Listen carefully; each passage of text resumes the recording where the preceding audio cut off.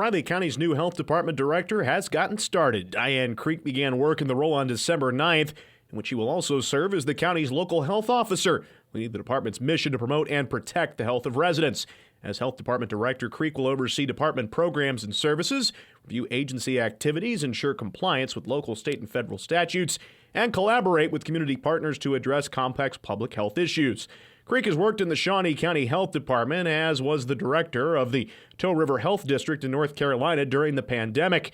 She replaces Julie Gibbs, who left the position earlier this year without public explanation. As of August 29th, Gibbs is no longer employed with the county, but officials wouldn't give details about the circumstances of her departure. Housing and dining will cost more next year for K-State students living on campus after the Kansas Board of Regents unanimously approved increased rates.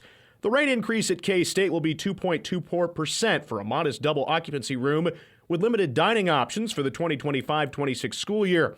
The jump for a newly renovated or constructed room with unlimited dining options would be 3.52%. The increases on the Manhattan campus vary depending on the type of room or suite, the building it's in, and the number of people living in it. The lowest hike would be 1.9% for a traditional double occupancy room at Boyd, Ford, Goodnow, Haymaker, Marlatt, Moore, or Putnam halls, or a traditional quad at Ford Hall. The greatest jump would be 8.5% for the two-person side or two-person by one-person suite in Van Zyl Hall.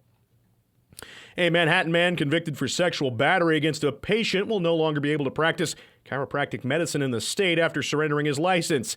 Kenyon Erickson had his license revoked by the Board of Kansas Healing Arts, which will also require him to give up all medical records as part of a signed consent order. He was convicted of sexual battery in Riley County District Court earlier this year after he touched a patient inappropriately during his session in April 2022.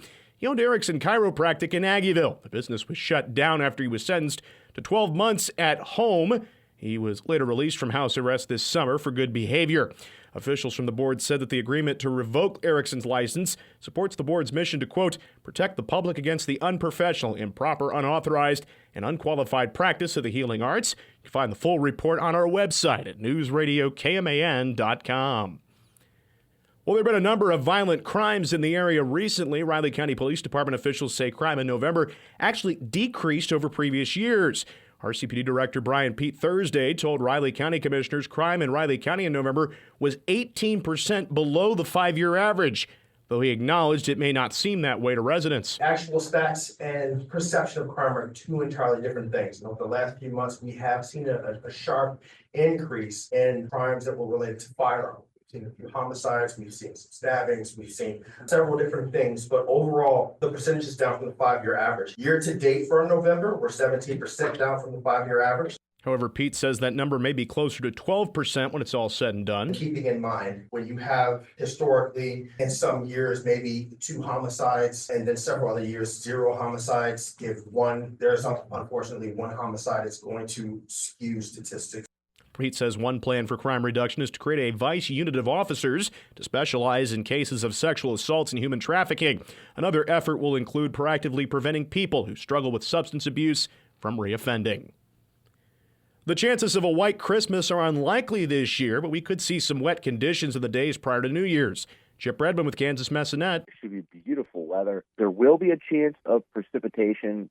It looks like it's going to be just after Christmas, the 26th and 27th. And there's actually kind of potential we get into a little bit of a wet period there for those last few days of 2024. It doesn't look overly wet, but just damp enough with scattered rain showers, a couple of storm systems. Redmond says it's rare to receive a lot of snow on Christmas, but there have been some recent occurrences of it happening. The biggest snow we had on Christmas was 2013. We had 7 inches on the ground going into Christmas. And then the biggest, snowiest Christmas that had snow actually fall on in 2009 when we had 6 inches, and that's actually happened twice in 2009 and 1983. Chip Redmond joins KMAN's Morning News every Thursday at 7:35.